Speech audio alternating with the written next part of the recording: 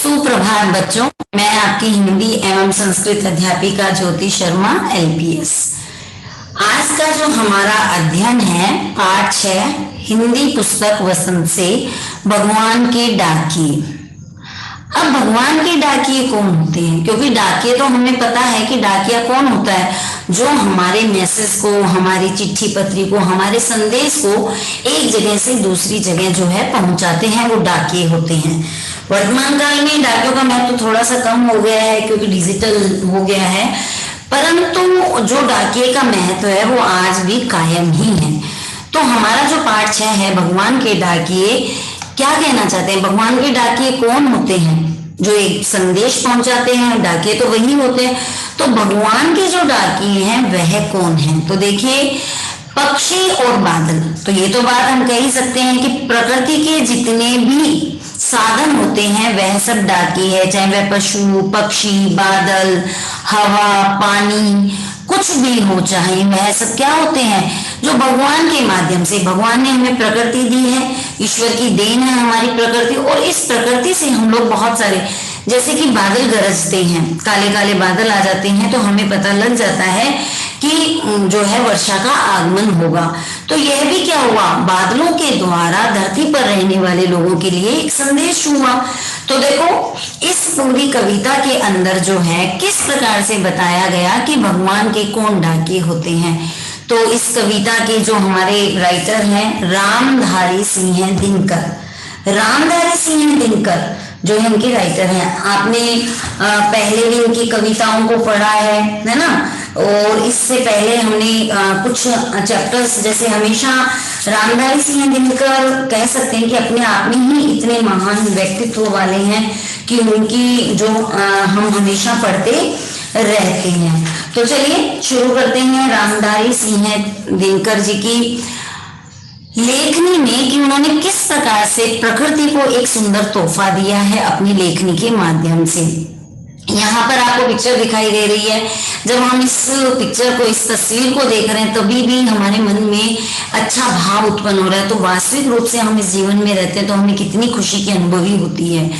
तो देखो, पक्षी और बादल ये भगवान के डाकिए हैं, जो एक महादेश से दूसरे महादेश को जाते हैं। हम तो समझ नहीं पाते हैं, मगर उनकी लाई चिट्ठियां पेड़ पौधे, पानी और पहाड़ बांझते हैं। कितनी सुंदर पंक्तियां लिखी गई है यहाँ पर। प्रकृति के माध्यम से हम लोग कितना कुछ जो है जीवन में पा रहे हैं, कितना कुछ हम जीवन में समझ रहे हैं। तो देखो, पक्षी और बादल, जो पक्षी है, बादल है, ये सब कौन है? ये भगवान के डाके हैं, अर्थात हमारी धरती लोक पर रहने वाले को संदेश प्रेषित करने वाले डाके हैं, जो भगवान के डाके कहलाते हैं। तो जो एक महादेश से दूसरे महादेश को जाते हैं, एक महादेश से मतलब एक स्थान से दूसरे स्थान से। महादेश क्यों आया? क्योंकि ये तो उन्मुक्त गगन पर उड़ने वाले हैं, है ना, अपने पंखों को फैला करके उड़ने वाले हैं। तो ये तो एक देश से दूसरे देश, बड़ी बड़ी जगहों पर, दूरी की जगहों पर जो है ये पहुंच जाते हैं। तो हम जो है, हम बहुत मामूली इंसान हैं, भगवान की डाकियों के आगे हम बहुत मामूली इंसान हैं, तो हम उनकी बात को नहीं समझ पाते हैं। मगर उनकी जो लाई हुई चिट्ठियां हैं, चिट्ठियां मतलब संदेश, उनका जो लाया हुआ संदेश है, पेड़ पौधे, पानी और पहाड़ बांचते हैं। तो मनुष्य की बात मनुष्य समझता है, पशु की बात पशु समझता है। यह तो ईश्वर की कृपा है कि हम आपस में अपनी बातें समझते हैं।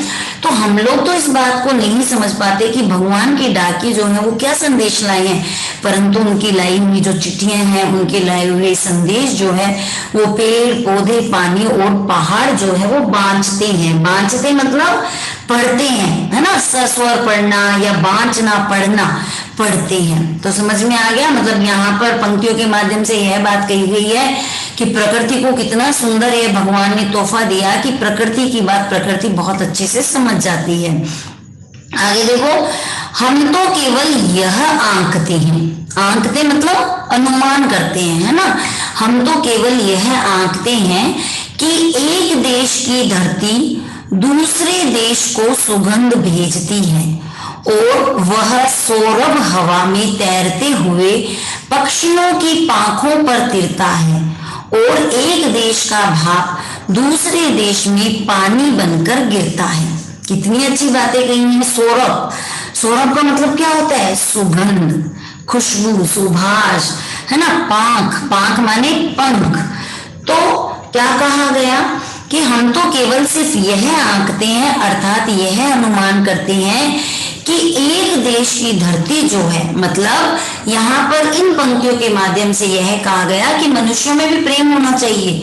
देश का कोई नहीं है कि कोई कहाँ रह रहा है, कोई कहाँ रह रहा है। प्रेम होगा तो दूरियां अपने आप ही जो है सिमट जाएगी, है ना। कहते हैं ना, पंछी, नदी किनारे, तो ये सब क्या है? यह सब तो एक ही है। इनमें ऐसी कोई भावना नहीं होती कि यह देश अलग है, यह देश अलग है। तो हम तो सिर्फ यह देखते हैं, यह अनुमान करते हैं कि एक देश की धरती जो है वो दूसरे देश को सुगंध भेजती है ना। और वह सौरभ हवा में तैरते हुए, और जब सुगंध भेजती है मतलब भगवान के जो डाके हैं वो एक देश से दूसरे देश में अपनी सुगंध फैलाते हैं, और जब वह सुगंध भेजती हैं संदेश के माध्यम से, तो वहां पर सुगंध जो है, वो संदेश की जो सुगंध है वो पूरी हवा में तैरती हुई आती है, अर्थात पूरे वातावरण को एक खुशनुमा वातावरण बना देती है। पक्षियों की पांखों पर तिरता है और एक देश का भाप दूसरे देश में पानी बनकर गिरता है।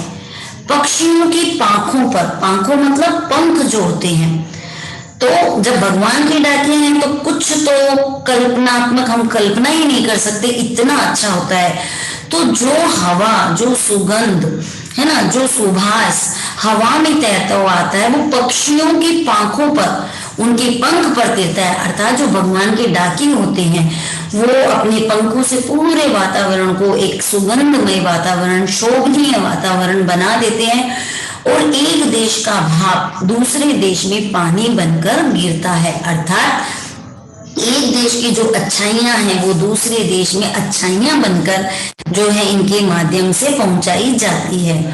तो किस प्रकार से भगवान के डाकियों के माध्यम से जो हमारी प्रकृति से संबंधित है, जैसे कि पक्षी, पेड़ पौधे, पानी, पहाड़, आकाश, इनके माध्यम से जो है भगवान कवि जो है वो रामधारी सिंह दिनकर जी, उन्होंने अपनी पंक्तियों में यही संदेश दिया है कि व्यक्ति को जिस प्रकार से भगवान के डाके एक जगह से दूसरी जगह सुगंध फैलाते हैं, अपनी खुशबू से वातावरण को खुशनुमा माहौल बना देते हैं, वैसे ही व्यक्ति को भी, जो मनुष्य हैं, इंसान है, उनको आपस में प्रेम से रहना चाहिए।